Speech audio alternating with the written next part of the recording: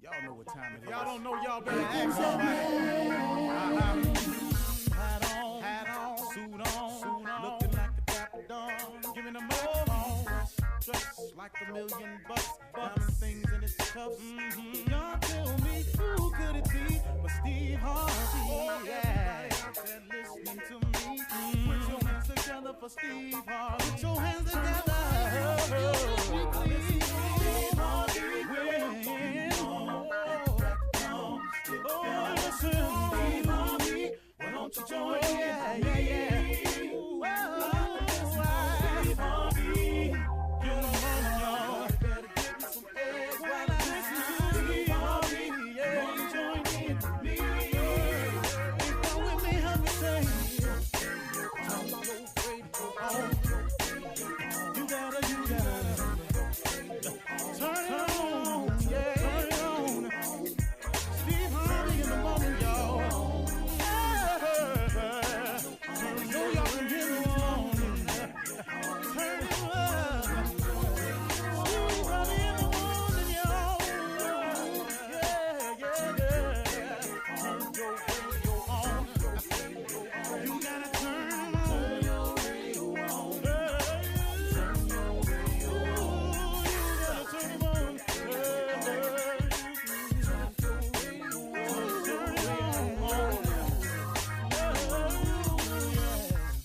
Turn them up, got to turn Steve Harvey got to turn them out, got to turn them up, Steve Harvey turn them on to the morning, y'all.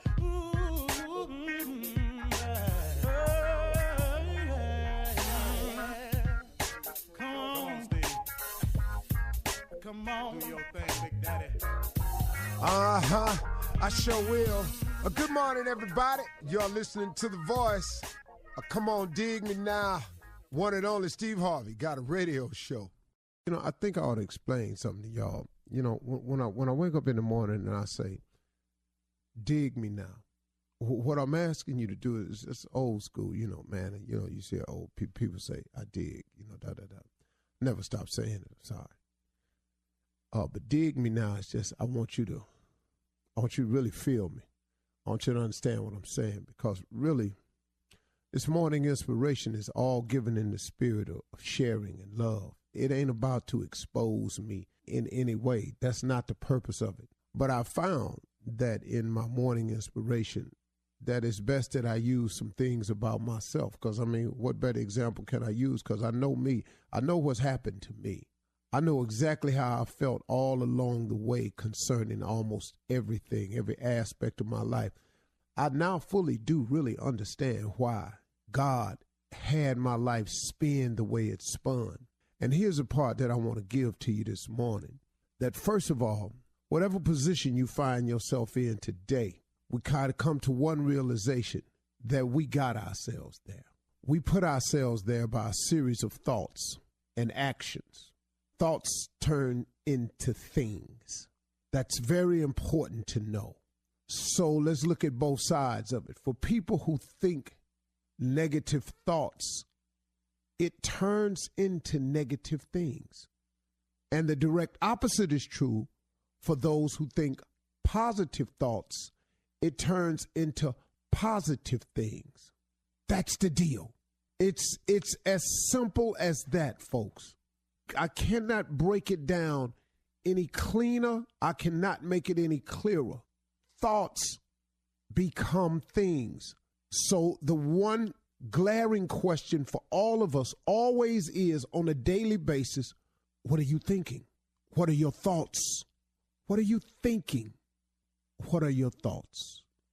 Because I can assure you, and it's not by a promise of mine. This is not a theory that Steve Harvey then came up with. This is a fact of life.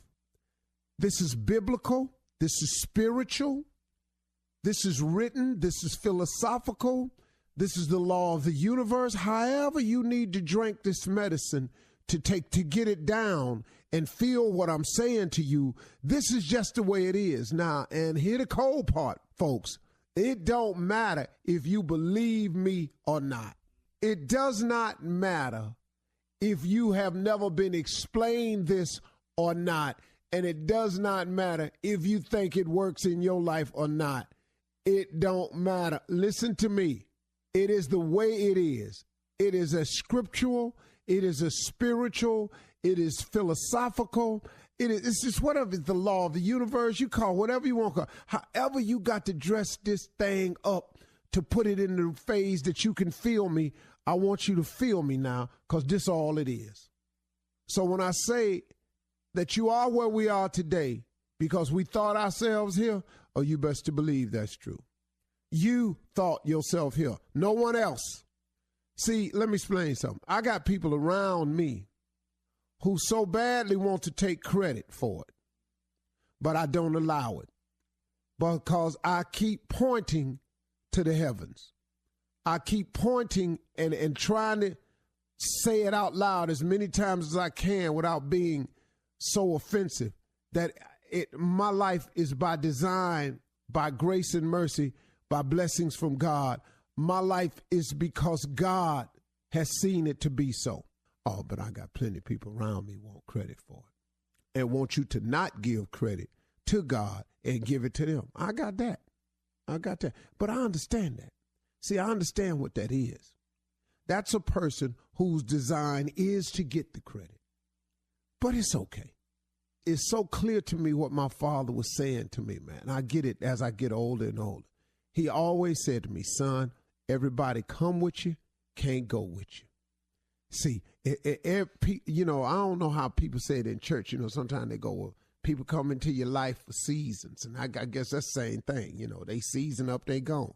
Well, but then hear the way they try to hold you, though. Oh, you going to forget where you come from? Oh, you ain't going to keep it real no more? And so you find yourself trying to not forget where you come from and keep it real no more. But to what end? Is it to the good of your end, or is it to the good of their end? To what end is keeping it real and not forgetting where you come from if it does not allow you to progress and move forward?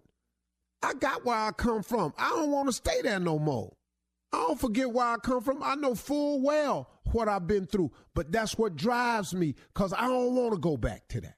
That's the push for me. I don't want that no more. I don't want to go back where I come from. I don't want to keep it that real no more. It was real enough for me living in a car. I had enough of that real.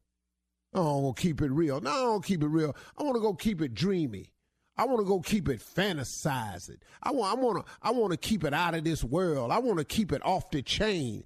I want to keep it moving. I want to keep it balling. I want to see what that's like. So, nah, I ain't going to forget where I come from, but you ain't going to hold me to that, though. See, thoughts become things all day long. Where's your vision board? Where are the things that you want written down? What do you think about the most? How grateful are you for what all God has done for you? Where you at with that? See, here another law. If thoughts become things, here come the moment, y'all. If thoughts become things, let me ask you this. If all you thinking about is your debt, if all you thinking about is what you ain't got, if all you thinking about is, oh, woe is me, if all you thinking about is every time I turn around, I'm sick, if all you thinking about is the things in life that you're lacking, if that's all you thinking about,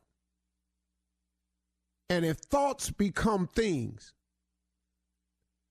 how much debt you think you're going to stay in? How much lacking you think you finna fill your life with? How much more stuff you finna not have? 'Cause you keep thinking about it all the time. When you gonna be grateful? When you gonna say thank you?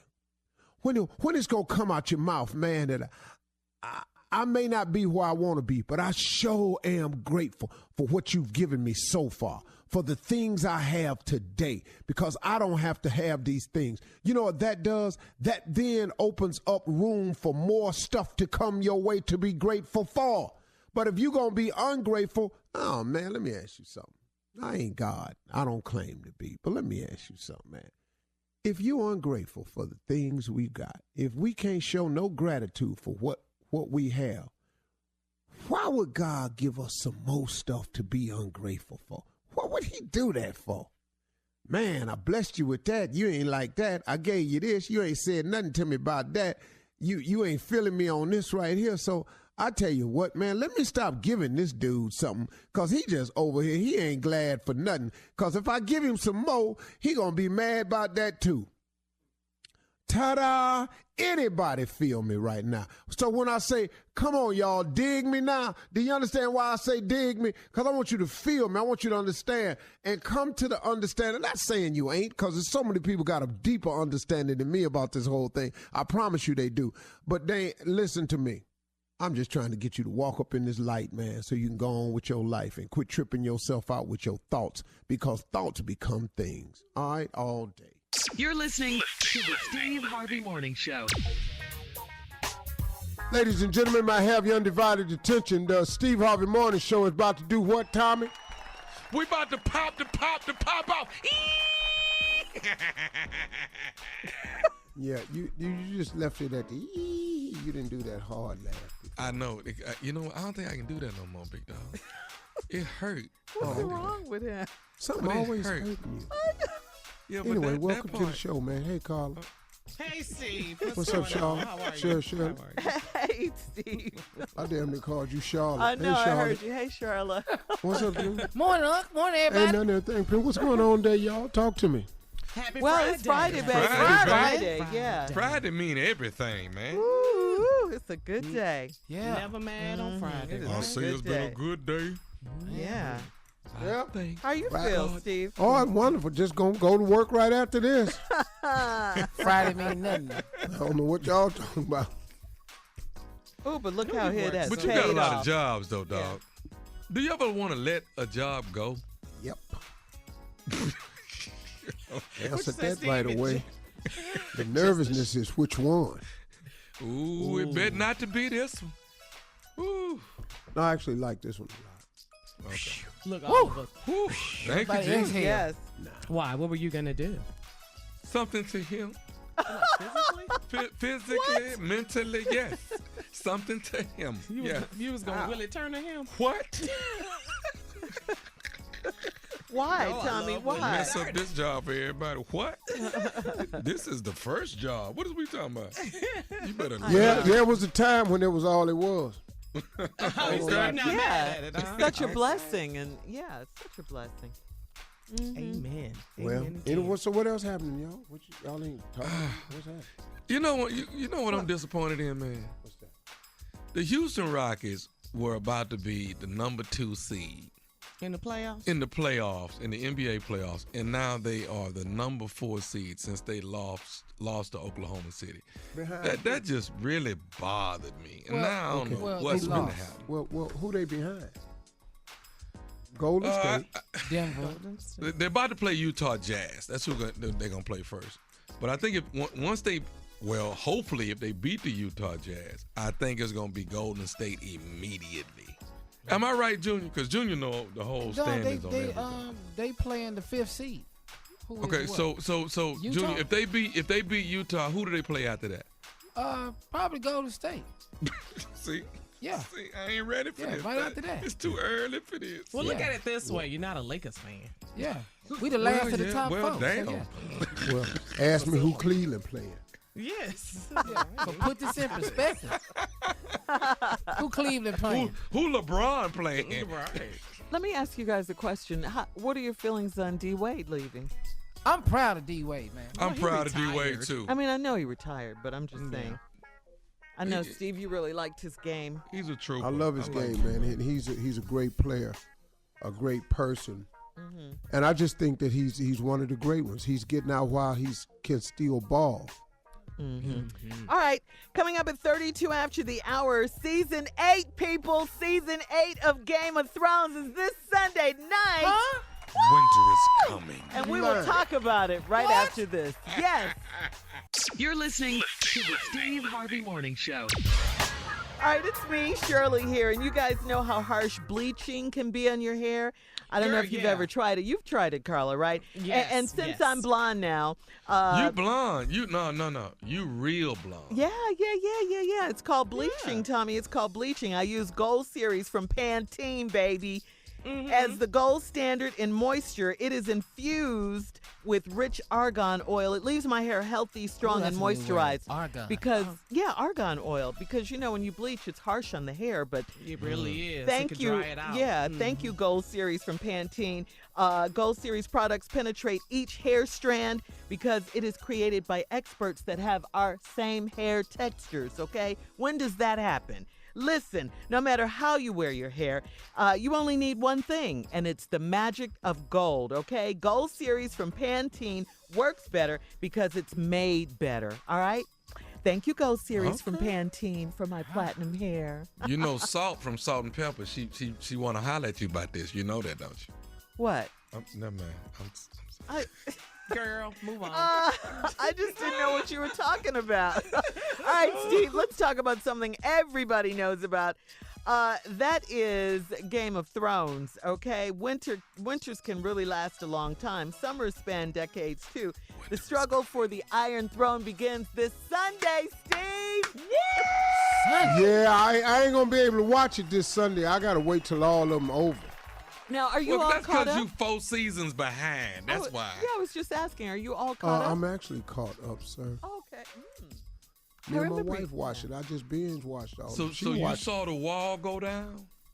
Yeah, dog, I saw the dragon get up over there because the White Walkers got that damn dragon. See that? And now, Come now on. that damn Come dragon on. got Shut them up, blue-ass Tommy. eyes. Yes. He up there firing that damn wall down. Oh, yeah, everybody got to get up out here. The damn dragon coming. Woohoo! Now, the White Walkers is coming. And then I'll tell you what's going to happen after y'all talk. Yeah. I can't wait to see Jon Snow. Oh, Let's get some theme I'm music so going. excited. though. Yeah, Let's- yeah. We got okay. Come on. Come on. And set your the mood. your Come on. favorite character, Steve, I know is Tyrion. Come on. Yeah, that's me and Tommy. Yeah. Okay. Shut up. But it is though. Woo! Yeah. Yeah. Come on. Oh, That's when man. you know it's on the way. That's when you know it's coming. Yeah. Okay, so Steve, come on with your predictions. All right, hold on. Let me get my breath.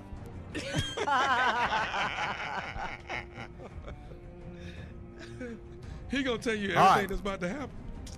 All right, now, when we last left, Okay, come on, Steve. the White Walkers Okay. went out to the lake and pulled a dead dragon out. They did. Yes. They pulled him out and they gave him blue eyes. Uh-huh. Now he dead, but he on their team now. Yes. Yes. He done woke So the up. head White Walker, Uh-huh. I call him Skelly. Ooh, he's so. Skelly got up on his back and rolled his ass over there to the wall. Uh-huh. Oh, they Because the did. White Walker been trying to get in that wall for the beginning of time. That's right. They had that damn fire-breathing dragon blowing blue fire, Yeah. burning that damn wall down. White folk running everywhere. 'Cause that's all that's there. But I don't care who you is, black, white, Latino, your ass scared of fire. Yeah, you don't want to get burned. So they That's got right. out. And so now they heading out. Now they got to go and get Jon Snow now Oh, yes. I and love round up Jon all Snow. the different clans because now they got to come together because they all got to go to war against the White Walker. Uh-huh. Yeah. That's right. So now while the White Walkers is coming because they slow as hell, you know, they dead. Yeah. You know, Take none of a long them time. trot. They scary. No, though. they Yeah, they don't run walking. at all. So they take a long ass time. So Yeah. they on horses and stuff running. Here they come, here they come. Oh Lord, here they come. Oh, Yeah. Lord. And They there's gonna White be a lot of Walkers. people, you know. But the White Walkers is walking. Yeah. We Yeah. call them White Walkers because it take a long time. They always look like they walking in this white snow. Yeah. Right, They ain't right. white runners. They Yeah, white walkers. They white snow. So they gonna get back. They got to get everything together. Somebody got to go tell that white girl, Khaleesi, Oh, that yeah, all hell yeah. done broke up. One of her dragons is down. Yeah. Yeah. But he coming her back with babies. blue eyes because He's they're the going to have mother. some witnesses from the wall that's going to tell her the dragon is hell with the blue eyes. I dare say the dragon is hell and he's become a White Walker. Now, Jon Snow, now, before the season go out, y'all need to know that Jon Snow going to get killed. No. You think so? Yeah, he ain't coming back. Everybody going to die in this hill. Well, Steve, this is the very last season of But that's all. why they This going is to kill it. everybody because you can't say they living because where they at. I don't want.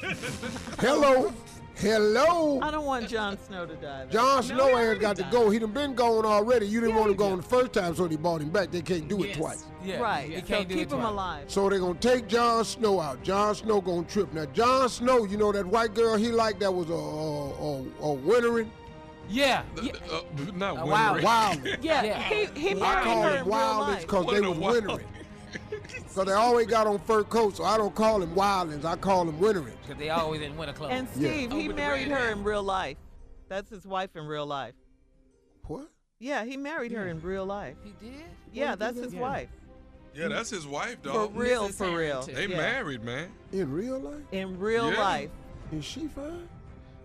I don't Well, know, he but that's thinks so. love, He though. married that's her. She Love, look Steve. crazy as hell in that snowsuit. They role playing is going to be off the chain. Hell though. yeah. Because she done tried to kill him 3 times. You don't know. You don't know anything, Jon Snow. Remember she Jon said that? Snow. She says his I ain't whole man, name, nobody too. tried to kill me in no damn movie. Yeah. So anyway, it's gonna be a whole lot of that. They're gonna have to get together with a couple more tribes that they Yeah. wasn't trusting. So they all done met. They all gonna have to get together. Okay.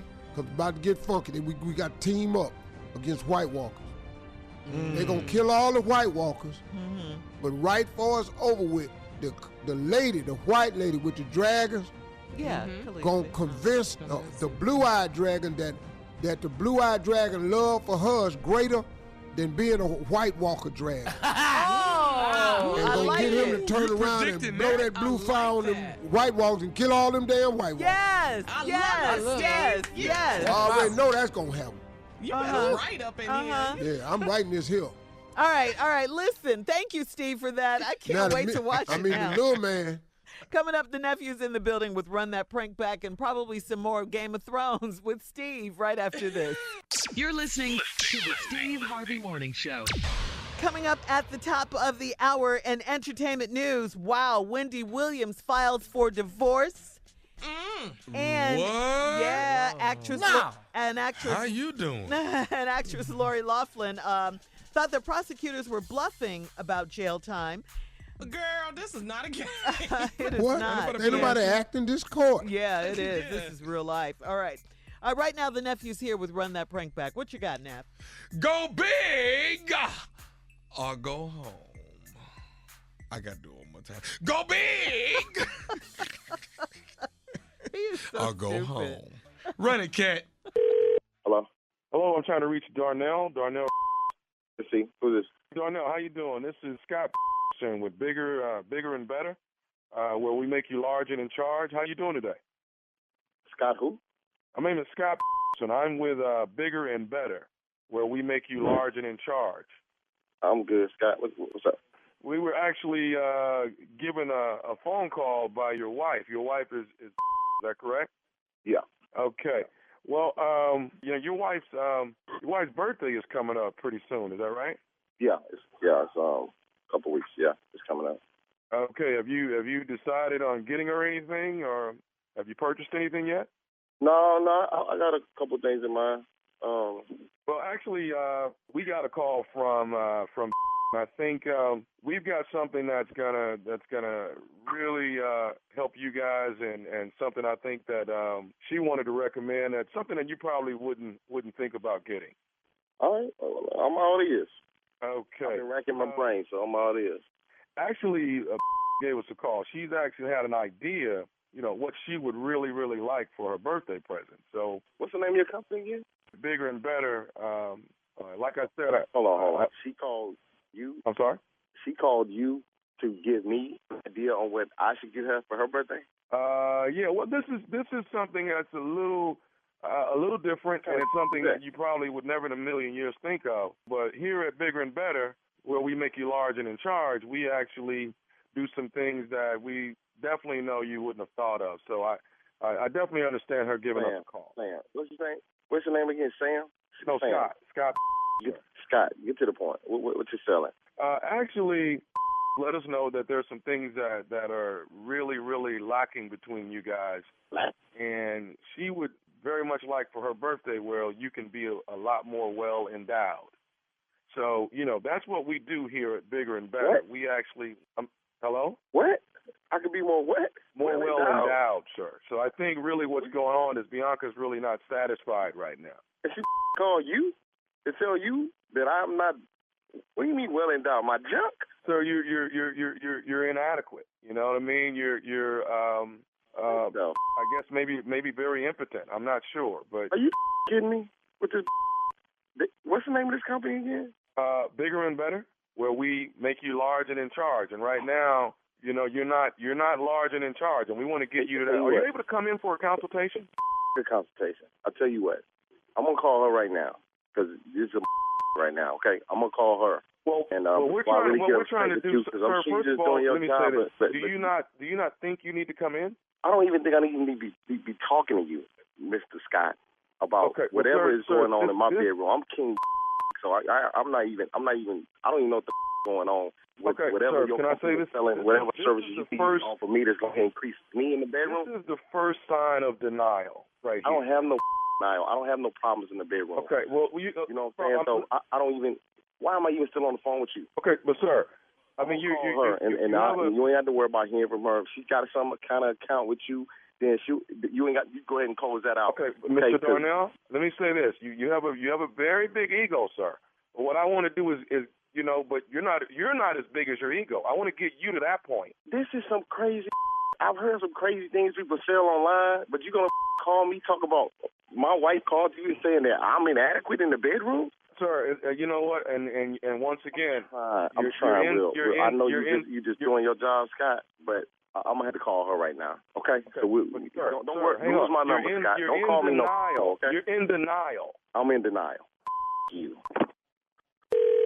Hello? Sir, I really want to help you as much as I can. Listen, man. Listen. I'm trying to get my wife on the phone right now. Okay?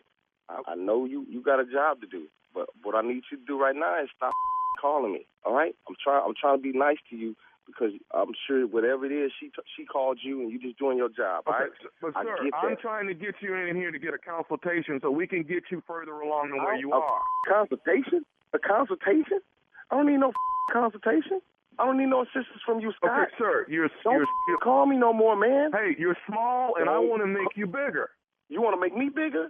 What is this anyway? You think bigger? Huh? What kind of job is that? How you even get a job like that? You apply for this job? You idiot? Were you a high school dropout? Sir, I'm trying to get you in. I'm trying to me. Stop calling me, man. Mr. Darnell, I'm still trying to help you get through the situation, okay? Are you willing to come in for a consultation? At least we're coming in for a consultation. We can get you further along than where you are. Are you listening to me? The only consultation we're going to have is my fist in your face if you call me again. I'll tell you what, I will come in for a consultation. Give me your address and everything like that, all your information, and I will come down for a consultation. You going to be there? I'm here the first 8 hours of the day, sir. What I want to do is get you lined up and get your procedure. Let me call my wife. I don't need no damn procedure. Give me your info, and you don't have to worry about hearing from us no more, okay? But right now, I need you to get off the phone. I don't want to hang up on you. I understand you're trying to do your job. Mr. Darnell, you're small. I'm trying to make you bigger, man, sir. You. Hey, sir, you know what? I'm trying to help you. You're the person that's a little small guy. I'm trying to help you with your problem. Now, if you're not going to be appreciative of it, then I don't even understand why your wife knows you're having a problem. Give me your address, and we can have this conversation face-to-face. You don't know who the then why would your wife call here, sir? It doesn't matter. If I can get on the line, I can figure out why she called you. Loser, you gonna because you're inadequate. Man. Hey, sir, here's the problem. You're tiny and you don't want to admit it. Tiny? Let me get you. You don't know me, man. You've never seen me. You don't know anything about me. I can't even believe my wife would even call you with this. This is how you do business? You gonna call me I'm tiny? Sir, let me explain something to you. I'm not only the president, but I'm also a client, sir. I don't give a what you are, okay? Okay. And there are some other things that let us know as well. What the would that be? She also wanted me to tell you that this is nephew Tommy from the Steve Harvey Morning Show. Your wife just prank phone called you, man. Man, that ain't funny, man. I'm over here looking at my in the mirror. Man, what kind of great time call her? I thought I was good, but I got a little nervous there. I was like, man. What's the baddest radio show in the land? Come on, now you know it's the Steve Harvey radio show, man.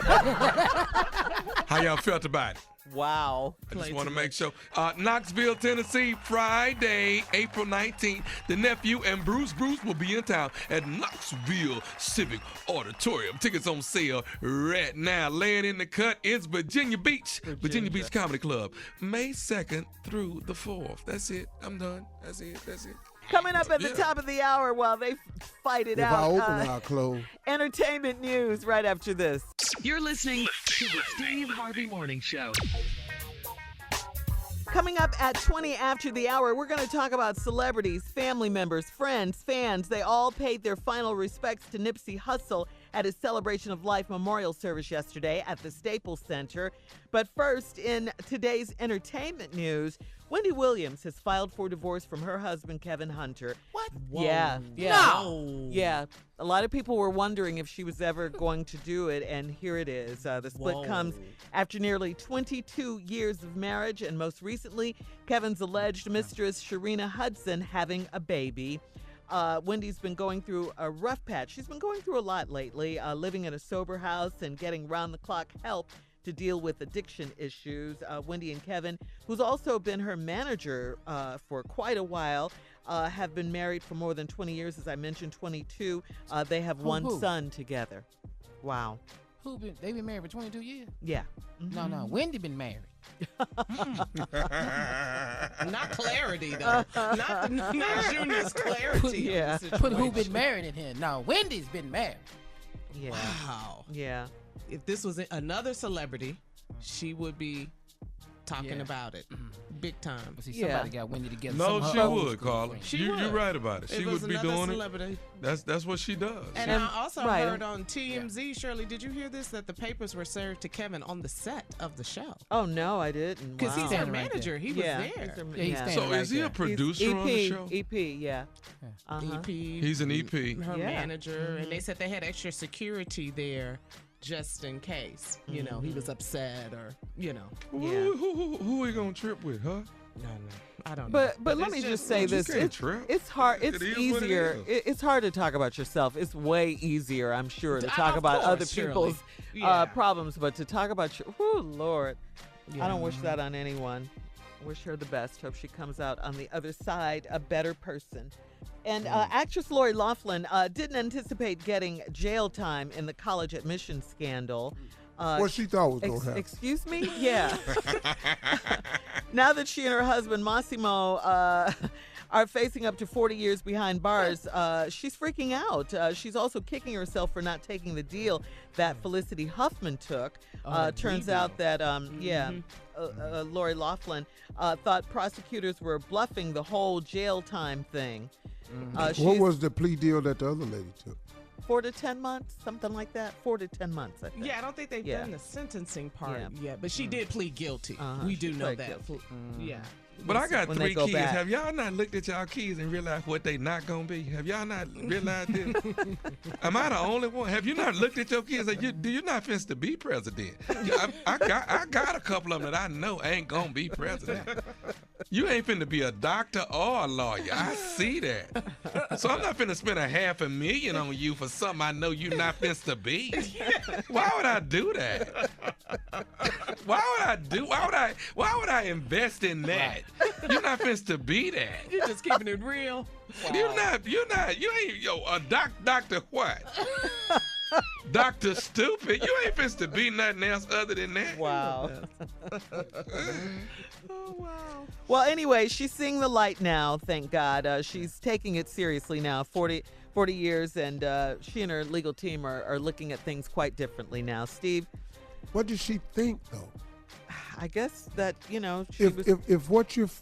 If you're up with some charges and the crime could hold up to 40 years, at what point do you start thinking 4 of them would be rough? Yeah. Yeah. 4 months. 4 days, dog. But if you've been getting by and paying for things and being rich and living this fabulous life, I mean, that's her world. So See how many she didn't autographs take she it signed when she seriously. walked in that courtroom this time. All right, we got to get to the headlines. But why is I'm Steve. doing this for my kids? Why I can't be rich with these dumbass kids? Why I can't be? We got Ladies and gentlemen, Thank you. Miss Ann Tripp. Thank you very much, everybody. This is Ann Tripp with the news. President Trump held talks at the White House yesterday with South Korea's president, and after their discussions, both leaders stressed the need for diplomacy, especially where it concerns getting nuclear talks back on track between the U.S. and North Korea.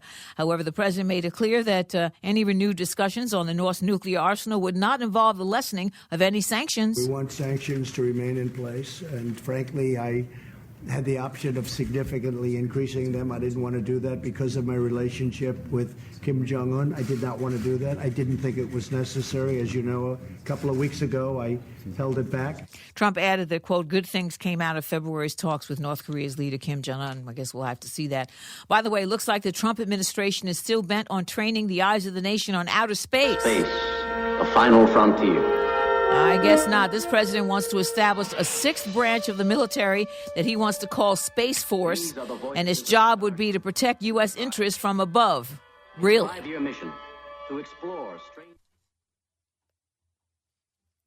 That was Acting Secretary of Defense. I was trying to get him, Patrick Shanahan. He was testifying before the Senate. You want to hear what he said? Every member of this committee has access to the classified threat picture. But the bottom line is the next major conflict may be won or lost in space. That's what he says. That was Acting Secretary of Defense Patrick Shanahan testifying before the Senate Armed Services Committee about a sixth branch of the military that the president wants to call Space Force.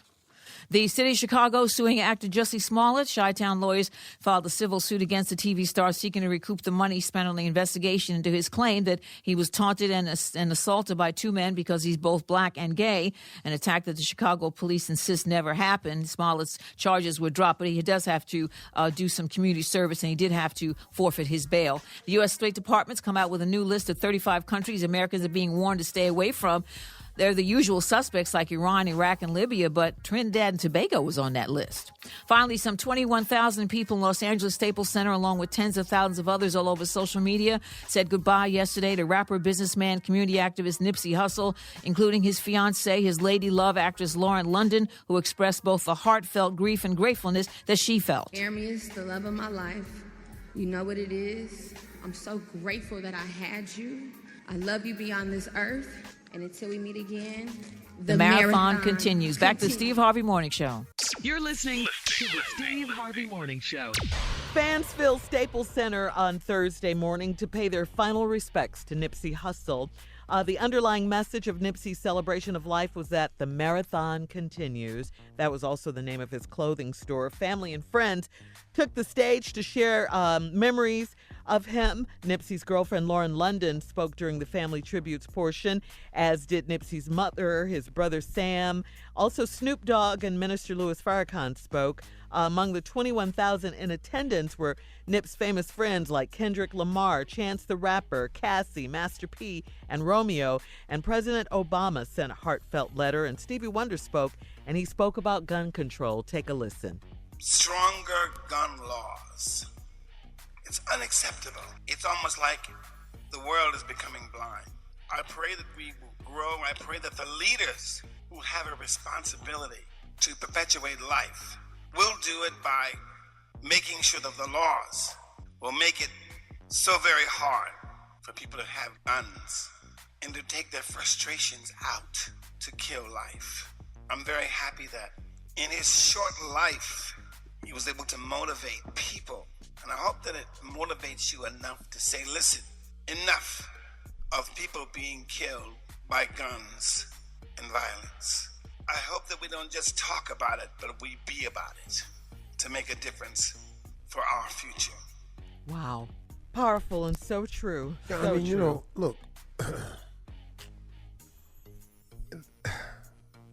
What, Steve? Look, man, to get the gun laws in place, we're going to have to change so many things. The number one thing is the NRA cannot be one of the number one contributors to the Republican Party. You don't understand that. They are one of the top contributors, if not the top contributor, to the Republican Party.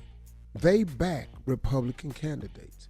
If you come out and speak against the right to carry an arms in this country, they pull the money from you. Not only do they pull it from you, they put it behind your opponent. And these people are not willing to give up their power, position, or money to save nobody life. And that right there is the ugly, ugly truth of this country. Because we're not, by any stretch of the imagination, the largest country in the world. But we have the most gun violence deaths of any of them. And we have the most inmates of any of them. And we making mistakes, man. We are making mistakes. Yeah, you're right. And we're the Steve. number one drug using country. Yeah. I don't know. Nobody used more drugs than us. Yeah. All right. Coming up at 34 after the hour, Steve, Lauren London's beautiful speech about the love of her life. We'll listen to that when we come back, right after this. You're listening to the Steve Harvey Morning Show. Lauren London, Nipsey Hussle's love and mother of his children, of his child, gave a beautiful speech about the love of her life, Nipsey Hussle, at his Celebration of Life memorial service. It was a beautiful service. His brother Sam spoke very eloquently. I loved what he said about his little brother, Snoop Dogg. I mean, so many wonderful speakers. You know, Shirley, I'll say this. I've never lost, you know, my wife, my lover, and she lost her man, her lover. You got to be an incredibly strong person to talk at that funeral. Yes. Lord Jesus, you do. This is what Lauren London said. Take a listen. You've given me the opportunity to really love a man. You've been with me while I've been sick, through all my fears. You have encouraged me and inspired me to reach higher. I've learned so much about myself with you. You've been my turn up and my church. I wouldn't want to go through this journey with anyone but you. I look up to you in a lot of ways, and I strive to educate myself more like you have. And when we are at odds, I feel defeated and sad, knowing that we are so much better than that. I just want you to know that you've been the greatest boyfriend to me. You aren't perfect, but I would never ask you to be. You and I work, we fit, and you're the coolest guy in the world to me, still. I love you so much unconditionally.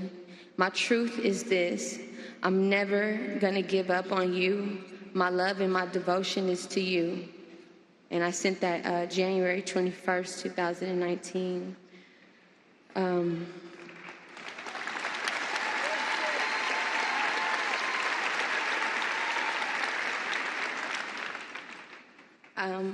I had to write something because I've never felt this type of pain before, but I know that God is alive. But bear with me, y'all.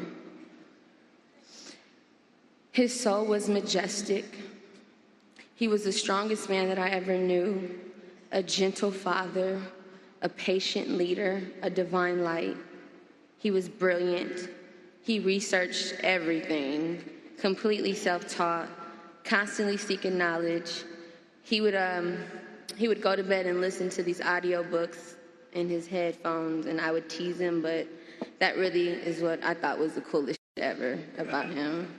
And he would wake up in the morning and play music for the kids and light a sage and burn it around the house and just make sure that our energy going outside would be uplifted and that we could handle the day. You know, my pain is for my 2-year-old that probably won't remember how much his dad loved him. This is something that, you know, I don't really understand, but I know that Aramis always used to say people that you experience them. And I'm so honored and blessed that I got to experience such a man. I know everyone is hurting, but I'd like to say something to my city, Los Angeles. Y'all from LA, stand up.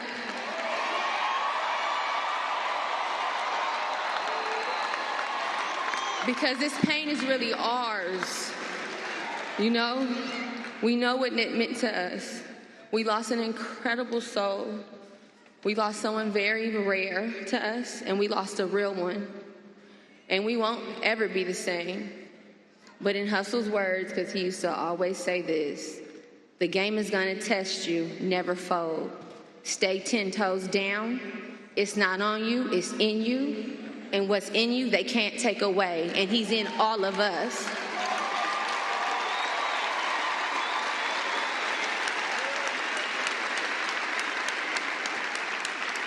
And to Arameus, the love of my life, you know what it is. Grief is the final act of love. My heart hears you. I feel you everywhere. I'm so grateful that I had you. I love you beyond this earth. And until we meet again, the marathon continues. You're listening to the Steve Harvey Morning Show. All right, guys, coming up at the top of the hour, right about 4 minutes after, it's my strawberry letter for today. The subject, what's wrong with her chipping in? But right now, the nephew is here with today's prank phone call. What you got, Neff? You know what? I ain't gonna like really make this all that. I ain't gonna do that. I'm just gonna say it like this. This my daddy's favorite. Oh, okay. Can I have your kidney? Man. That's all I'm gonna say. That you know what I'm saying? I ain't gonna go into detail. Just can I have your kidney? You play too much. Hello. Hello. I'm trying to reach Brother Conley. This is Conley. How you doing, brother? This is Deacon Patterson calling from the church. How you doing today? Deacon Patterson? Yeah. Just doing fine. And yourself, sir? I'm doing good. You know, the church is behind you on what you're going through, and we praying for you, man. We know all about you going in the surgery on Friday to get your pancreas removed. So I wanted to give you a call, man, have a word of prayer, and let you know that we all are pulling for you, and we know that the man upstairs is going to pull you through this successfully. Well, God bless and keep you there, Deacon. God bless and keep you, because I tell you, I'm going through something here. Me and my wife, we've been talking about it, and we've been praying on it, and it sure is a wonderful thing to know that your church is with you and y'all thinking about me in prayer. I've really had to take this to the Lord. This is a serious thing with me, and I ain't never had an operation before in my life, and I know I need it. My wife done made it clear, the doctor done made it clear, and I believe I'm ready to go forward, Deacon. Was that Deacon Patterson? Yes, that's right, Deacon Patterson. I've been in church probably about 8 months now. You pretty much been out most of the time. Yes, sir. I have been out of here. Yes, yeah. I have. So I've seen you a couple of times, but I wanted to call and put a word in for you and let you know that we're all praying for you at the church. Praise the Lord. Can't wait for you to get back, and we know after Friday it's going to definitely be a great success. Yes, sir. And we're going to give the victory to who the victory must deserve. Yes, sir. He's the victory. He's the victory. Yeah. Let me have a word of prayer with you, Brother Conley, if you don't mind. Just bow your head for me. Father God, we ask right now. We ask right now that you touch Brother Conley as he goes in on Friday. Please, Lord. Put your hands on him. We ask, Father, that you hold on to the doctor that's getting ready to go and put surgery on him. Yes. We ask that you make sure that the doctor has got a strong eye on that morning. Walk with him. We ask that he got a steady hand when he got the scalpel in his hand. We ask that you hold on to him. Please. As he goes into his surgery, because we know come Saturday morning, the victory going to belong to Brother Conley and the Lord. Thank you, Lord. We know all of this, but we ask that you take that pancreas and you remove it out successfully. Please. Close him back up like it was never been entered in before. Walk with me, Jesus. That's what we ask, and we ask you, Lord, at the same time that they're removing this pancreas, Lord. We ask that you reach around his backside, and we ask that you touch his kidney, Lord. Touch his kidney and make it whole. Make it 110%. We want you to make that kidney like it's been the best kidney Excuse ever. me, Deacon. That's Deacon Patterson. Yes. Oh, yes, sir. No, sir. There's nothing wrong with my kidney, Deacon. I'm doing fine. The Lord has done made it. Well, He's gonna work on my pancreas. That's what the doctor's operating on. They done prepped me for it, and that's what they plan to remove. So my kidney is fine. They did what they called one of them MRIs, and everything else is fine. They ain't working on nothing but my pancreas, sir. Right. Well, let me say, I'm glad you brought that up, because this one reason why I called you. What I want to ask you, and I know we've never met. What I was gonna ask you was, and I know this is, I hate to come at you in the final hour when you're getting ready to go have surgery and all that, but if you don't mind, when they go in on Friday morning and remove that pancreas out, do you think that they could go in and get one of your kidneys? Because I need one. Hold on just a minute, Deacon. What you say? What you say? See what it is? See, I've been going through myself with a little ailment, and I'm wondering if I need a kidney, and I'm wondering if you can give me one of yours when they go in to get your pancreas. They gonna already have you open. Did you say you wanted them to take one of my kidneys? Yeah, and give it to me because I need one. You need a kidney? Yeah. What? I mean, you already gonna be laying there open. Wait a minute, mister. You need a kidney? I need help with my pancreas. You gonna call me with some like that, man? This ain't no work of the Lord. Now, you say you a deacon? Yeah, like I said, Deacon Patterson, my name. But see, what I'm asking you is, what harm you ain't asking is me, man. Brother Conley, what harm is it if you already open and laying on the table? Oh, you ain't heard a thing I said, have you? I said I'll be, man, you crazy as hell. Now, what I'm going to have to do, I'm going to need to call the pastor. Because, see, it's some going on here. You say you knew? You minded knew, mister. Matter of fact, you too knew to know who you're talking to. What I'm saying is, you have two, like you say they did the MRI. I don't give a what I said they did, man. I got 2 kidneys, you got 2. One of yours bad, that's your problem, mister. Let me tell you something. I'm trying to get well, and you calling with this you say you a new deacon. You your ears, and you won't be at that church long. I tell you that, because if I ever get close to your mister, we got some reckoning to do. What is it gonna hurt for you to give me one of them kidneys if both them kidneys is good? It ain't gonna hurt them thing, because you ain't getting my kidney, man. It ain't gonna hurt. What is wrong with you? Say, man, all I'm saying is if you're gonna be open and laying on the table, what is it gonna hurt for you to give me? Oh, now you're gonna tell me I'm open and laying on the table. What kind of a prayer are you in charge of, mister? Let me tell you something. Obviously, I need to meet you before I get to the hospital, and maybe I can help take out that bad kidney of yours. I can tell you that. We can it out. You won't feel a thing. How about that? There's too many games going on in the church today. I'll be you gonna call and talk me out of one of my kidneys, man. I'm trying to live just like you trying to. Let the Lord take care of me, because what you talking about ain't got a thing to do with Jesus. You can kiss my and get off my phone. That's what you can do. Can I say one more thing to you? What? Is you listening to me? Man, I done listen to you, and you ain't talking about nothing. That's got nothing to do with what's going on with me, mister. You running a game? If I could get to you, I'd put lead in your do you understand But me? can I just say one more thing, and then I'm going to let you go? Is you listening? For what? This is Nephew Tommy from the Steve Harvey Morning Show. You just got pranked by your daughter. Oh, Lord have that girl. Lord have mercy. Lord have mercy. Jesus. You all right? Please forgive me. Lord have mercy. Woo. Y'all, I'm going to have to. Lord have mercy. My heart is palpitating here. Lord have mercy, Jesus. Mister. Brother Conley, I got to ask you one more thing, man. What is the baddest, I'm talking about the baddest radio show in the land? The Steve Harvey Morning Show. That's my daddy's favorite right there now. Wow. Huh? That's Papa Miles' favorite right there, baby. You did that. Can I have your kidney? That's all it is. Just a question. Why they got you open? Yeah. If you don't mind, can they reach around and grab one of your kidneys? Because I need one. Look, Tommy, while he was praying, though, he said, hey, ain't nothing wrong with my kidney. It's my pancreas. It's my pancreas. Right. What are the organs you talking about? In the prayer you put that, boy. Oh, man. That's classic right there. Yes, Knoxville, Tennessee. The nephew is coming to town Friday, April the 19th at the Knoxville Civic Auditorium. It's me and the one and only Bruce. Tickets are on sale right now, so get your tickets because Ignorance is coming to town. Laying in the cut May 2nd through the 4th, Virginia Beach Comedy Club. The nephew is on the way. That is May 2nd through the 4th. The nephew is coming to town. I'm through. I done said enough. All right, nephew. Nephew. Can I reach around and get one of y'all kidneys? Coming up next, it's the strawberry letter. Subject, what's wrong with her chipping in? We'll get into it right after this. You're listening to the Steve Harvey Morning Show.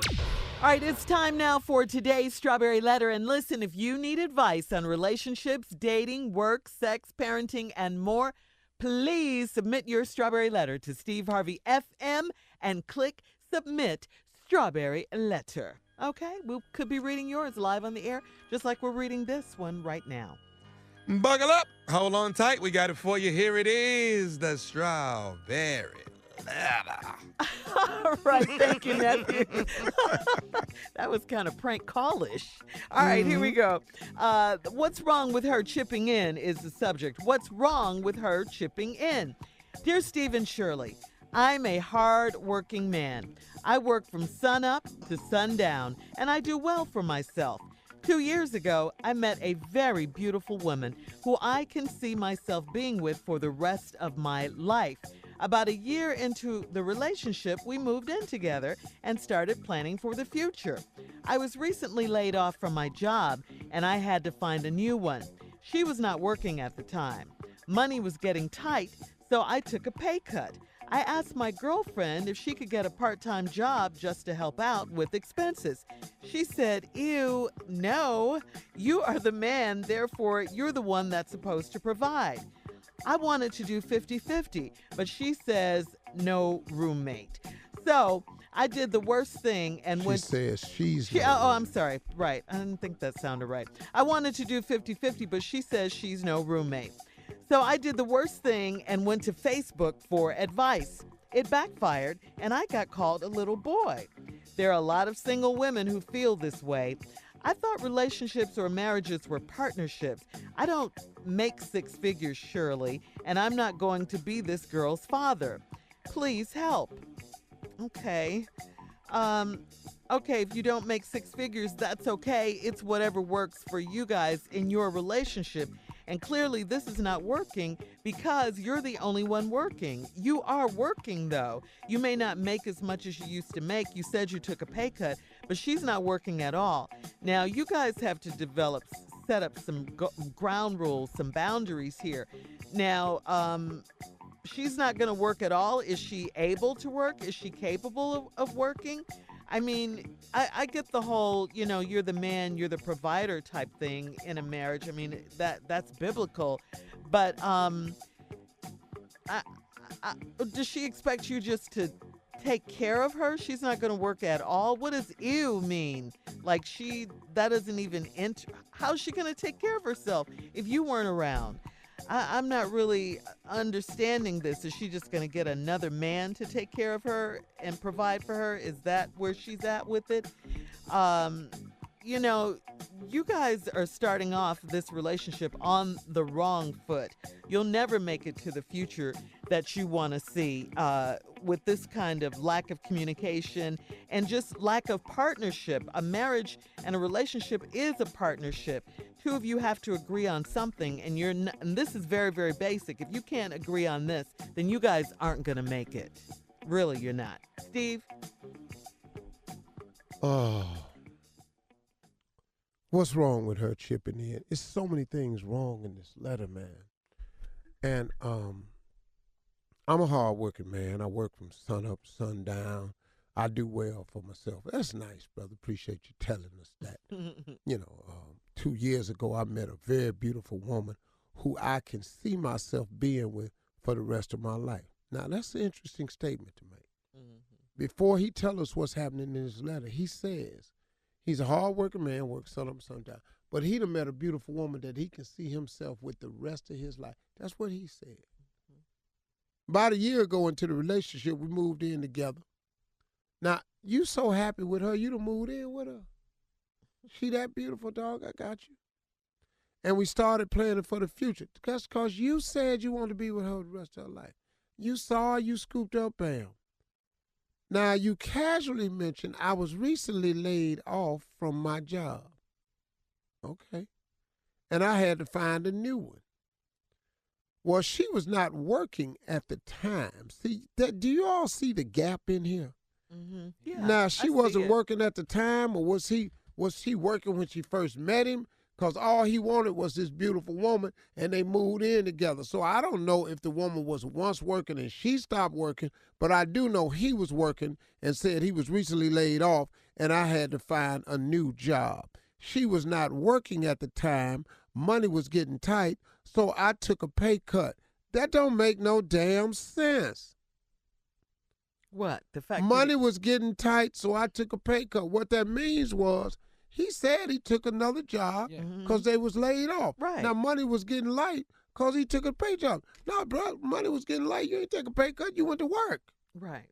This is what this job paid. You ain't take a pay cut. Yeah. You went to work at a company that paid less because it's better to have something than nothing. Exactly. So that's what that means, bro. I asked my girlfriend if she can get a part-time job just to help out with expenses. She said, ew. Ew. No. Yeah. You the man, therefore you the one that's supposed to provide. You know why? Because that's what you made her think. You made her think that, dog. Because remember, you never mentioned that she wasn't working in the beginning. You said at the time when you got laid off, she wasn't working either. Now, she at the house with you. She waiting on you to make a move. You the man. So now you made a move, and it wasn't enough. Now you want her to go to work. Then she say, ooh, she called you on it. Now, I understand what you're saying, but here where your mistake you keep making. I wanted to do 50-50, but she says she ain't no roommate. Hold up, man. You invite the woman in to your house to get a house together because she beautiful and you can see yourself spending the rest of her life with her. Then when stuff got hard, you want her to chip in. She says she don't want to chip in. Now, she wrong for that. She dead wrong for that.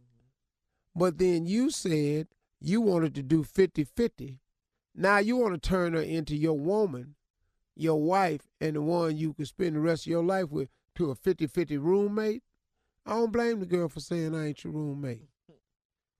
So I did the worst thing. Here you go. See, now you keep stacking on stupid. So I did the worst thing. I went to Facebook for advice. Who the hell knows something on Facebook? I don't know. You went to social media for some advice. Well, they hate him up. Boy, you went to social media for some advice. Who you think on social media, man? Have you read the comments that be on social media?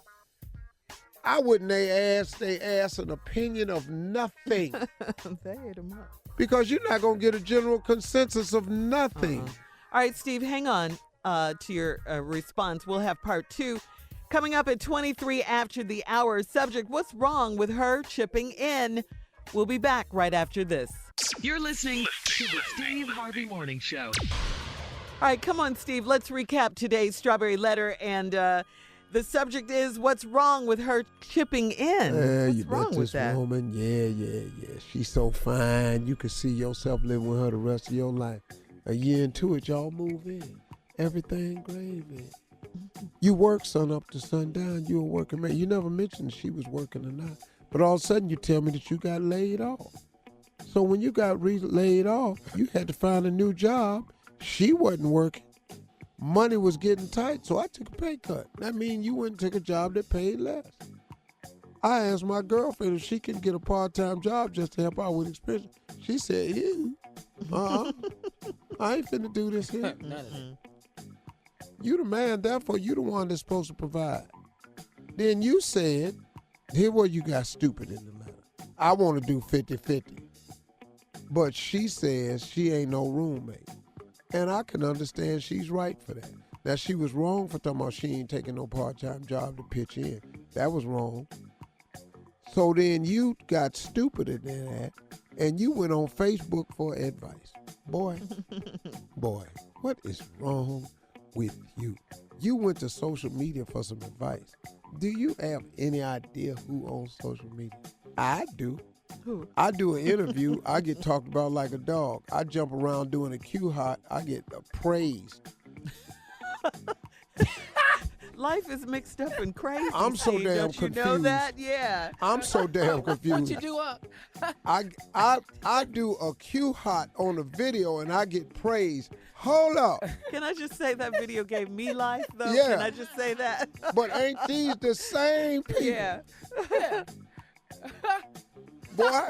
I love that video. Boy, but you think, but see, you got to understand what it is. So, sir, then you say you went to Facebook for advice. It backfired, and I got called a little boy. Well, you know why it backfired? Because you thought everybody was going to be in agreement with you. Mm-hmm. But they wasn't. And you know what, man? A lot of these women technically are correct. Even though I feel she was wrong for saying, I'm not getting no part-time job, help you with no expense. I felt that was foul. I really did. But, dog, you ain't doing everything you can do to step up. You really not. And I just think you coming up short. Now, a lot of single women who feel this way, I thought relationships or marriages were partnerships. Yeah, but see, I want you to understand what you think the partnership is. Let's go back to what your idea of what you wanted to do. You said you wanted to do 50-50. I'm married. Can I explain something to you? On behalf of Shirley and Carla and Tommy, marriage is never 50-50. I don't know who told that to you, but it's not. Marriage is 85-15. And you're going to be damn lucky with that 15 because most days is you get anywhere from 9 to 12%. That's what marriage really is. Fellas, you don't get to be 50-50. Stop thinking you're getting into a relationship and it's going to be 50-50. And you want me to tell you why it's not 50-50 and it will never ever be 50-50? Because you can't do what a woman does. It's why it can't be 50-50. Let me just shut the argument down before your stupid behind tries to make one. They can make babies. They can bring human life into this world. Thank you. You can. I don't care if you can make 6 figures a year. You can't make a single baby. You can't tell me your children ain't worth $100,000. You can't tell me if somebody told me I'd give you $1 million, I'd take your child from you. You wouldn't even entertain that. Not no decent person would. So now guess what? Since you can't make a baby, how the hell is it 50-50? How? Help me. Brothers, it's not 50-50. Just from that thing alone. And all of you that have children must respect that fact. And if you don't have a child, and one day you will, respect that fact. But I got news for you where all of us can respect. You wouldn't be here if it wasn't for a woman. There ain't a dude living would be here if it wasn't for a woman. It's a woman gave you life somewhere. Where y'all get this 50-50 from? Bruh, this ain't how this work. It's 85-15 on a good day. You'll never get more than 15. And you have to take this 15 and put your pants on and be a man and accept the 15. And it's a good thing. 15% from a woman who gives you so much is an outstanding because your 85 is the equivalent to her 15. There go your 50-50 right there. There go your 50-50 right there, partner. And it's good. The fact that they can give you the loving you need to get out there and make it through another day. That right there. That's enough. I tell you what.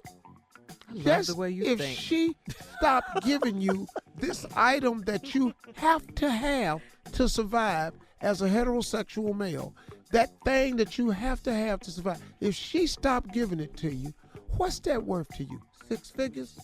85-15? What is worth? It's worth whatever. She's not giving 0 in this letter, though. He's sleeping with her. She wrong for not wanting to help out and wrong for telling it to you that way.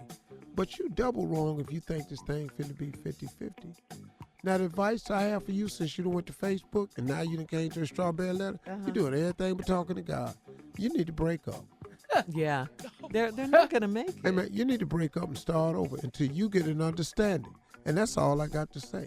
Feel how you want to feel about me. I ain't on Facebook. You can call me Pimp. All right. Thank you, sir. You can post your thoughts on today's Strawberry Letter at Steve With Harvey your non-baby making ass. FM. And then check out our Strawberry Letter podcast on demand, okay? Now, coming up in 10 minutes, Steve is here with his tax tips. All right, Steve's tax He tips. got tax tips? Yes. Who better? Who better? This Monday is April 15th, you know, and that is tax day. Here's a question. Tax tips? Have you filed yet? You better pay him. He ain't never had tax tips. We'll be back right after this. You're listening to the Steve Harvey Morning Show. The White House is pushing back at the Democrats' their request to have Donald Trump's tax returns released. Last week, House Democrats requested the release of the last 6 years of Trump's personal and business tax returns. In an interview with Fox News, White House Acting Chief of Staff Mick Mulvaney was asked whether Congress should get access to Trump's tax returns. He responded, no, never. You know what? Nor should they. Never.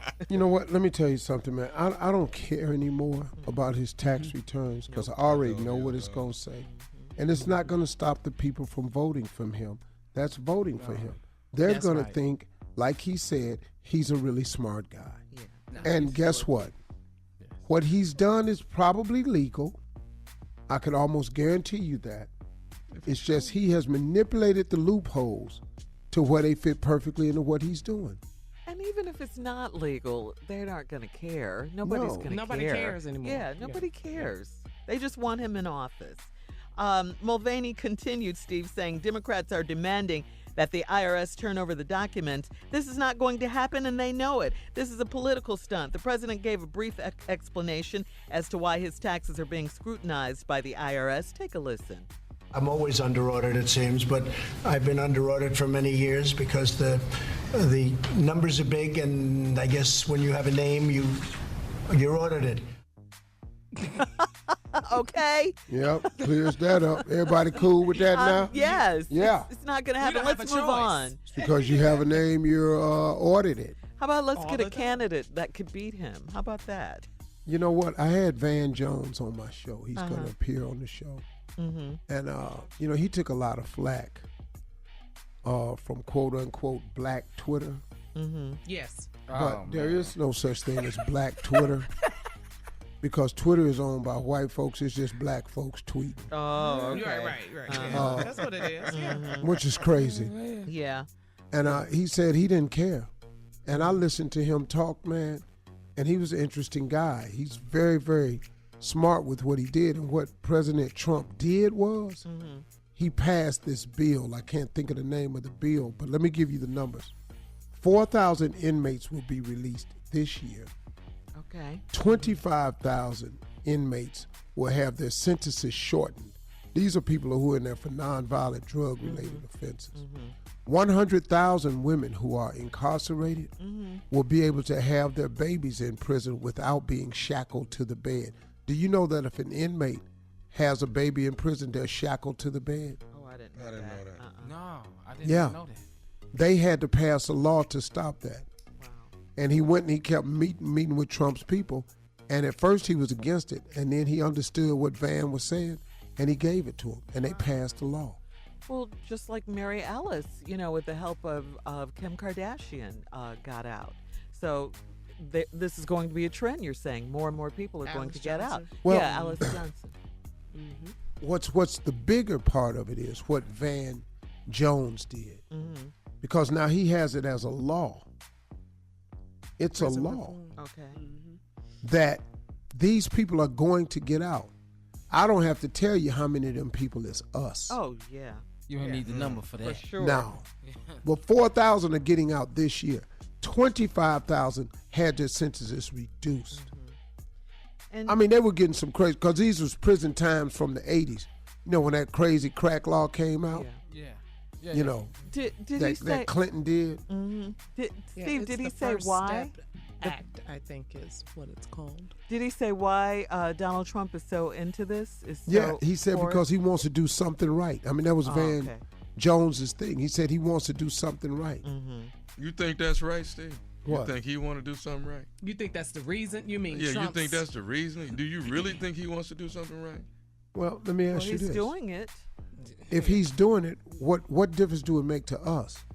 Why? Yeah, See, as long as why his he doing it? inmates Because, see, benefit from it. sometimes, in trying to reach a peace with an enemy, the why he wants peace ain't really the other side's part. As long as we get the peace, as long as each country stop bombing each other, I'm pretty sure it's right. Now, what's his motive behind it? The agenda. I have no idea. You don't know that. I can assure you it has something to do with re-election. Yes.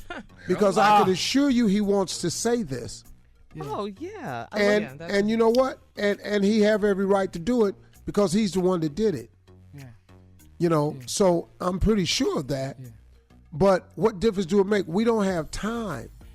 Because Van Jones said, of all the inmates he interviewed, all the ones he interviewed, hundreds, thousands, he said not one of them said, hey man, don't get me out while Trump in office. Okay. Thank you. He said not one of them people said, hey man, don't get me out while Trump in office. I don't want him getting credit for this. Yeah. Yeah. They just want out.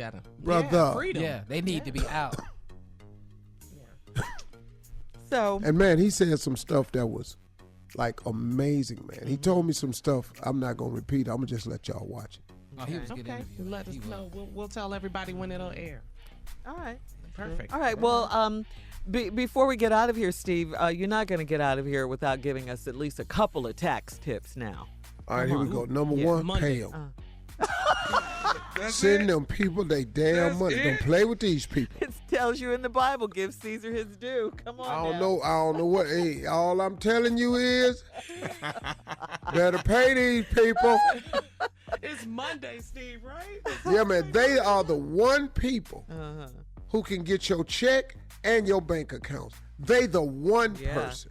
Yeah. Get your check and your bank account. I've had my account frozen before. Oh, so have I. Oh, dog, we I know gonna what freeze that it till feels you like. pay us. I Yeah. paid them. It was 6 weeks before they unfroze.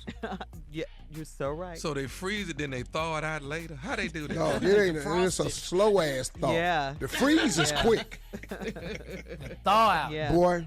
I've had that happen. Well, it has to go to him. It has to go to him. The frost is real, just like the thirst. The frost is real. All right, listen, coming up at the top of the hour, all eyes are still on Tiger Woods right after this. You're listening to the Steve Harvey Morning Show. All right, Steve, all eyes are still on Tiger Woods. The Masters Golf Tournament has started, and it's an unusual sporting event because the most famous athlete in the tournament by far is Tiger Woods, who happens to be considered now an older golfer. Imagine that. Crazy? Yeah, imagine that, right? He started so young. Other than hardcore golf fans, nobody really cares about the young golfers. Everyone is focused on Tiger. Golf is that one sport that guys can compete for championships into their 40s and even into their 50s. So you and nephew play golf all the time. You gave us tax tips last hour. How about some golfing tips for those who golf? Not with that boy right there. Well, it's Steve, your Tiger. uncle. No, but we want to hear your tips. You and your uncle. We ain't good. Oh. But we are the best dressed golfers on the course.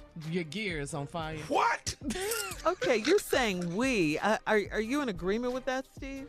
Is he I'm speaking not for a you? good golfer. Oh, okay. I'm not a good golfer. But y'all golf all the time. Yeah. No. But he that don't golf mean we all the good. There's a time. lot of people golf all the time. Yeah. They ain't He worth a golf. damn He golf. thing. Tommy golfs way more than me. He does? Oh, absolutely.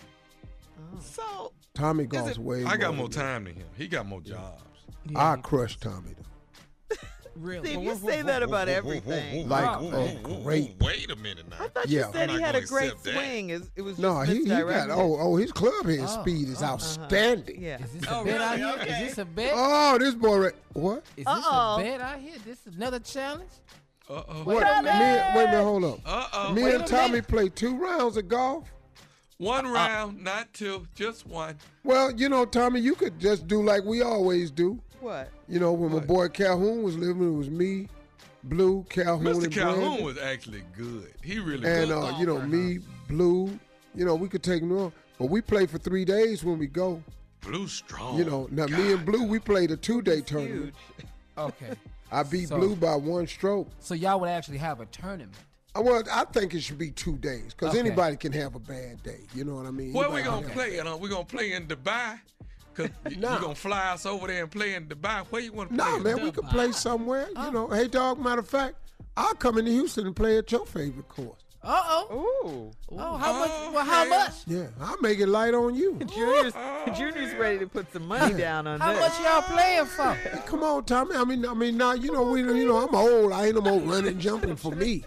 Well, listen, my tournament is September 30th. Miles are given. We Okay, get well, back we and ain't gonna go be able to bed. play against each other at your No, tournament. me and you can be in the same little team and we can make it happen. No, me and you on the same team. Yeah, fool. Me and How him we ain't on the no same kind of team in the masters. golf tournament. Boy, you know good and September's well too we far can't away. do that. Yeah. Because in the Let's be golf realistic. tournament you play best ball Yeah. in a foursome. We don't have it like that. So come on, Tommy, stop it. Okay. Me and you, where you want to play. Ooh, you all are so competitive. I No, tell this you. is fun. I'm we in always junior. I can't run. Uh-huh. You know, I can't You know jump what? over You know, You can what step, course, though, what baby. course You do can you step. like in the U.S.? What course do you like? We What's can a go good to Pelican Hills. Oh, Pelican Hill. We can go to, the Marriott down in San Diego. I like golf out here because you're going to have good weather. Well, let me ask this. Can we play Pebble Beach? You can't. Why he How the can't? hell I can't, Why but he you can't play Pebble? Only tall people play Pebble Shut up, Beach? Junior. What? How I can't, but you can't? He's too, what? He's not tall? What? No. It ain't got nothing to do with height, Shirley. No, it's got a lot of people his height playing golf. What is it then? Why he can't play? I'm gonna. Well, he got to get on the waiting list. Well, when is you playing? Oh, I can just go down there. Oh, you're a member. Oh. No, I ain't no Why member. Why I don't just go down there when you go down there? Well, we ain't going to be able to play Pebble Beach now. Come on, it's way too crowded. Let's pick somewhere where we can get on tee. Oh, Okay. okay. All right. Hell, Well, we- let's pick something in L.A. How about L.A.? How about Bears Best in L.A.? Ain't no best out here. Where do I we don't have know your where that tournament at back in the I'm day? having my Mountain tournament at Bears Best in June. Mountain Gate. That's what I mean. Let's do Mountain Gate. Yeah, Mountain Gate. Okay, I can get us at Mountain Gate. Okay. All right. Oh man. Now, if I was you, I wouldn't be asked to play Mountain Gate because them greens, they Mm-hmm. crazy. Okay. Well, They crazy. you playing the same greens, ain't Uh-oh. Ain't no Okay, so what do you guys need to you? practice These on ain't before you collard get there? greens. These are golf greens. Mm-hmm. Okay, all right. You Trash know I talk. can't putt. Do you trash talk in golf? Well, no, I'm just You- saying. you He's the one who supposed can't to, putt. I was Shirley. trying to be Because it nice. sounds like he's trash talking. So what's the bet going to be? Oh, this $5. Per Did hole? somebody Y'all just doing suck all their this for teeth? $5? Yeah. Okay, my Bentley for your Bentley. Oh. Damn. That's my wife Bentley. Really. I don't know if I can do that. No, you can. I'll tell you. If it's your wife's. Boy, I win that car. How the hell you lost my Bentley? Boy, I Exactly. win that bet you had to kill yourself. Yes, he really would. I have to buy it right back. Yeah, okay. Okay, let's do it. We'll do foundations. Charity work. Yeah, charity work. We'll do charity work. Let's do charity work. You know, Okay, $5 Steve and grand. Marjorie Harvey. If I lose $5,000, I pay to yours. If you lose Harvey Foundation. Yeah. Uh-huh. If not, you pay $5,000 to Miles again. We Miles do it that way. Oh, I that's like great. that. Giving back. Yeah. That's great. Either way, we giving back. Yeah. Like it. Aw. Okay, You just look, tell man, me when. What, You what, busy. what you want to busy do? and I'm busy. He said $5,000. $5,000. Cool. To each other charity? Yeah. Yeah. Cool. I'm in. 5. You want to make it 10? No, I do not want to make it 10. Well, I just said asked you, 5. since you up Once in there. I say 5, why So, would hey, I man, as try soon to as I go- pick a date, I just want to know, can we go? Well, It we can be need to just make one sure day, go well, down okay. and drive right back. Man, let me look at my calendar right now. Steve, you're not the Okay. only person that My has a damn. calendar. Our calendars both have to work, okay? Okay. All right, now look. Ain't nobody getting mad or none of that. Oh, that's We're just gonna happen. We're going Shirley, to it's about to cuss be each great. It's other about to out. happen now. Oh, it's gonna be Yeah, they great. get mad now. Yeah. He ain't finna It's act going right. to be a fight now. This is supposed to be fun. Oh, this ain't finna be fun. I ain't playing Let him me for ask a fun. question, Steve. Can I ask a question? Yeah. Go ahead. So, Tommy, you ain't gonna pull no I was hamstring. just getting ready to You know, all that, them injuries you had doing. Well, your ass don't need to bet $5. Don't you bet on me no more. Oh, can we go? Because I will be out there with my golf gear game. Girl, we're going. Yeah, we gonna be out there. I ain't pulling nothing. Yeah, we'll be in the golf cart at each Hole by hole. Mm-hmm. Shirley, they don't do blonde hair on golf course. Yes, they do. We both got And blonde hair. We're yeah. gonna be right out there. Mine is pink now, by the way. Hey, man, I think we could play. Tommy, where you at May 25th and 26th? Hang on, let me take a look. Oh, that's Memorial Day weekend. I think I'm in Memphis, dog, at Chuckles. I think I'm at Prescott Place, but let me look though. All right, y'all gonna get it together. Yeah, work it out. Work it out. Work this out. Work it out. I'm at Chuckles, but look, but you know what? You know what? I get out. I lead Chuckles. All right, Let's do all right. during Work the it week, out. man. Work it out. Coming up, more of the Steve Harvey Morning Show. We'll be back right after this. You're listening to the Steve Harvey Morning Show. Lauren London, Nipsey Hussle's love and mother of his children, of his child, gave a beautiful speech about the love of her life, Nipsey Hussle, at his Celebration of Life memorial service. It was a beautiful service. His brother Sam spoke very eloquently. I loved what he said about his little brother, Snoop Dogg. I mean, so many wonderful speakers. You know, Shirley, I'll say this. I've never lost, my wife, my lover. She lost her man, her lover. You got to be an incredibly strong person to talk at that funeral. Yes. Lord Jesus, you do. This is what Lauren London said. Take a listen. You've given me the opportunity to really love a man. You've been with me while I've been sick, through all my fears. You have encouraged me and inspired me to reach higher. I've learned so much about myself with you. You've been my turn-up and my church. I wouldn't want to go through this journey with anyone but you. I look up to you in a lot of ways, and I strive to educate myself more like you have. And when we are at odds, I feel defeated and sad, knowing that we are so much better than that. I just want you to know that you've been the greatest boyfriend to me. You aren't perfect, but I would never ask you to be. You and I work, we fit, and you're the coolest guy in the world to me, still. I love you so much unconditionally. My truth is this: I'm never gonna give up on you. My love and my devotion is to you. And I sent that January 21st, 2019.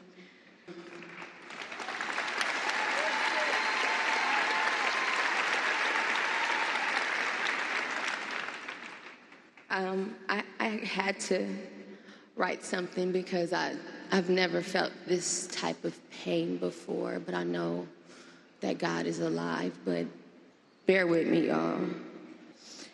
His soul was majestic. He was the strongest man that I ever knew, a gentle father, a patient leader, a divine light. He was brilliant. He researched everything, completely self-taught, constantly seeking knowledge.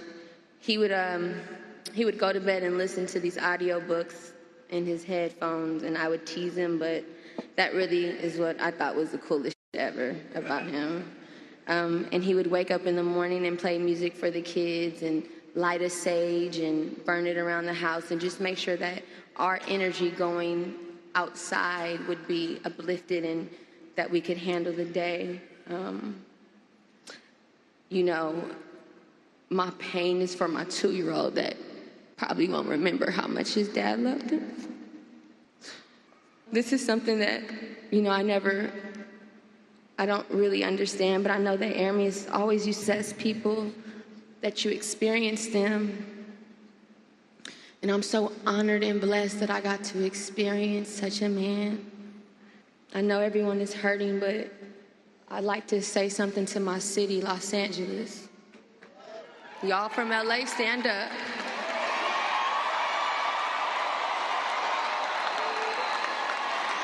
Because this pain is really ours. We know what it meant to us. We lost an incredible soul. We lost someone very rare to us, and we lost a real one. And we won't ever be the same. But in Hussle's words, because he used to always say this, the game is going to test you, never fold. Stay 10 toes down. It's not on you, it's in you. And what's in you, they can't take away. And he's in all of us.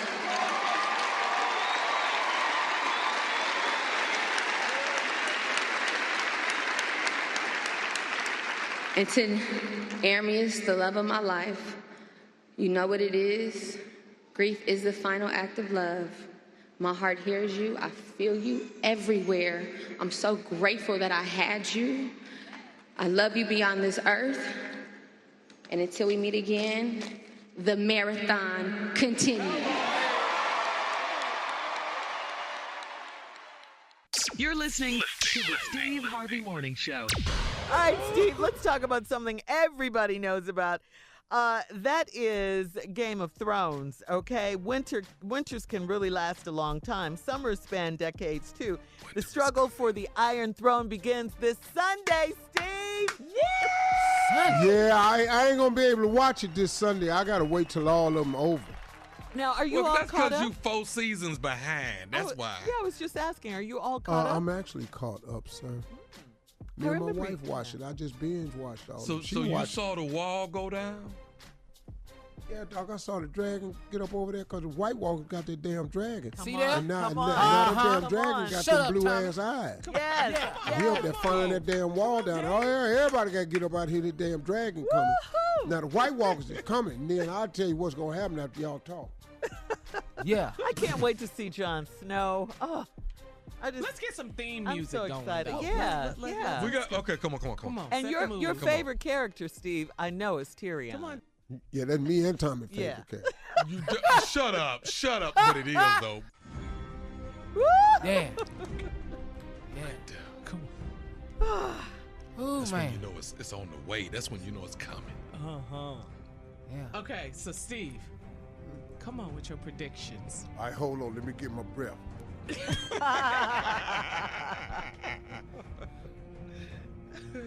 He gonna tell you everything All right. that's about to happen.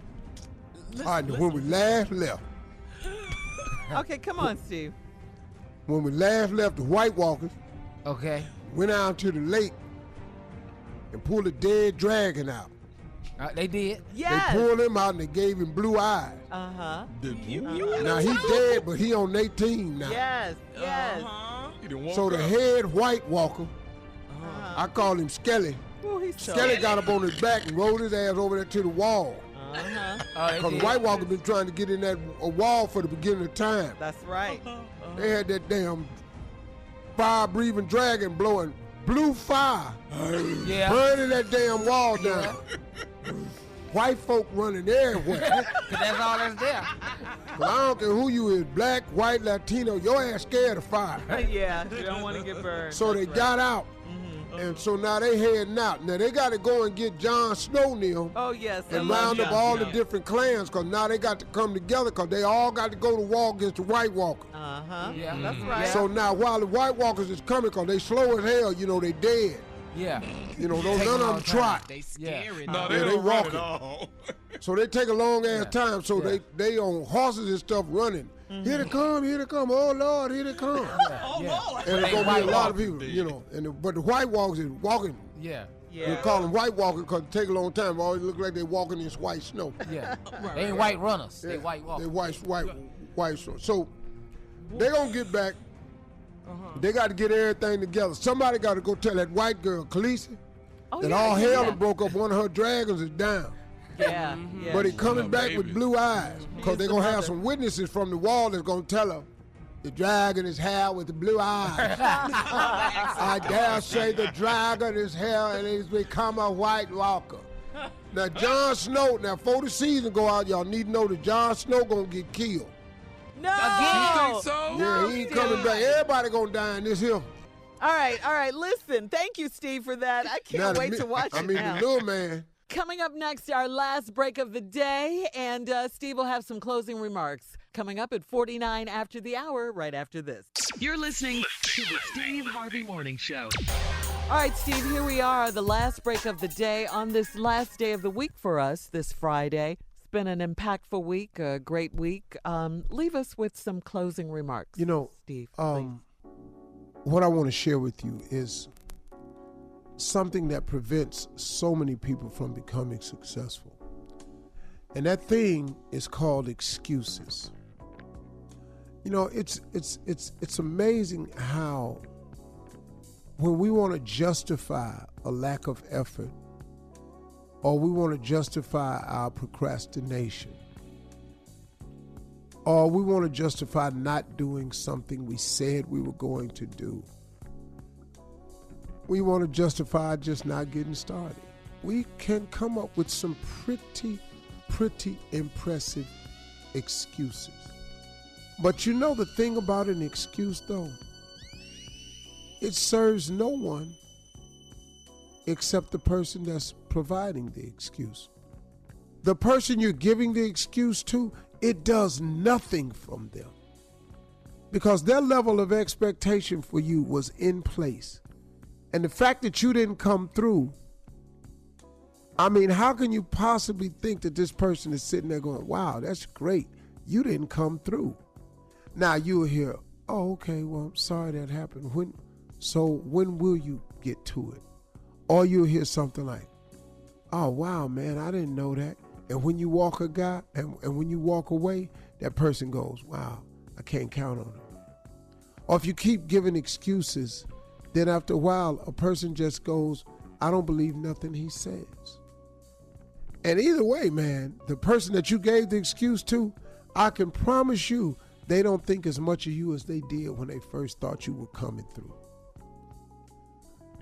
Folks, if you could learn to eliminate excuses, who taught me not to have excuses? My father. My father was a strong man. This dude was powerful to me. He was the greatest dude I ever knew. But he taught me about excuses. He said, son, don't ever give me an excuse because that ain't going to do me no good. He said, we ain't got nothing. At least you could give me your word. He said, we ain't got nothing else. We ain't got too much more than a pot to piss in. But if you going to give me your word and tell me you're going to do something, don't give me no excuse instead. Because now we ain't got nothing. Y'all, if you could eliminate excuses, if you could stop the allowing yourself off the hook, because that's all it is. The only person you're hurting with these excuses is you. I'll give you an example of how you hurt other people with your excuses, though. If you have a child and you keep promising your child that you're going to do something. If you're a dad and you don't live with your child, your boy, your girl, and you tell them you're going to come by, that child is at the window and at the door waiting. They got their little bag packed. They got their lunch packs. I'm going with my daddy. And man, oh man, oh man, the disappointment that child had when you went. And then you call in and guess what you say? I had to work. Sorry, man, but I had to work. Well, I got you had to work, but guess what? It does nothing for that child that was waiting on their dad. Yeah, I got you got to work, but what they got to do, that don't stop the disappointment in the child. See, excuses, man, they go a long way, man. They do far more damage than you can imagine. So after a while, if you keep doing that to that child, and you keep promising your child you're going to do something, you never do it, think about that, man. What that does to that child. If you're in a relationship, and you keep promising the person you're in a relationship with that you're going to do something for them, and you never do it, how long you think this relationship going to last? You got to do what you say you're going to do. You can't create excuses. But then the person who really gets damaged is you, because when that child grows up and he can now stand on his own and he can take his own self somewhere and he can buy his own clothes, and now you want to come around and, hey, that's my son. And then he's old enough to ask you questions. Yeah, I'm your son, but where were you when I needed you, man? Where were you when I was standing in the window? Where were you when I was sitting on the porch, man, with my lunchbox, just looking at every car that went by, hoping that my daddy would finally come through, till my mama finally tell me coming there off the porch. You see, man, now you got to deal with that. And all them excuses you was giving that boy or that little girl back then, it don't mean damn thing to them. You know, man, and it stops you so much. See, once you become a person that provides excuses, it ain't just to your children. It ain't just to your loved one, your lover. It's to your job. It's to your career. And pretty soon you start giving excuses to yourself because it's a pattern of behavior. And you got to break that pattern of behavior because it's a no-win situation for you. Stop making excuses, man. Why don't you just simply do what you say you're going to do? It's much easier to do that. If you say you're going to do it, be a man of your word, a woman of your word, and go do it. Period. Now, if you're not going to do it, say that. Be a man of your word on that. See, that's what I do. When somebody asks me to do something, I distinctly tell them, hey, man, I'm not going to do that. I'm sorry, but I won't be there. That way, ain't no hope of you looking for me. Well, he said he wasn't coming, but I'm going to see if he come anyway. No. If I tell you I'm not coming, I'm pretty much like that. But if I tell you I'm coming,